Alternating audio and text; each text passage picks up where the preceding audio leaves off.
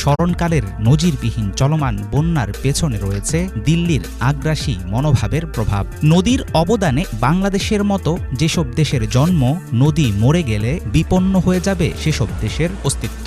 ফেনী, কুমিল্লা, চট্টগ্রাম সহ দেশের 12টি জেলার সাম্প্রতিক চিত্র মনে করিয়ে দিচ্ছে ভারতের কারণে নদীমাতৃক দেশের জন্য নদীই হয়ে উঠছে অস্তিত্বের হুমকি। ১৯৭৫ সালে ৪১ দিনের জন্য পরীক্ষামূলকভাবে ভারত চালু করেছিল মরণবাঁধ ফারাক্কা। চাঁপাইনবাবগঞ্জ জেলার পশ্চিম সীমান্ত থেকে প্রায় ১৮ কিলোমিটার উজানে গঙ্গা নদীর উপর এই বাঁধ তৈরির পেছনে ছিল কলকাতা বন্দর বাঁচানোর অজুহাত। সাময়িক সময়ের জন্য চালানোর কথা বললেও আজ পর্যন্ত ফারাক্কা বন্ধ করেনি ভারত। এই বাঁধের প্রভাবে বাংলাদেশের মানচিত্র থেকে মুছে গেছে প্রায় ২০টির বেশি নদী। একেবারেই নাজুক আরও ১০০টির অবস্থা। শুকিয়ে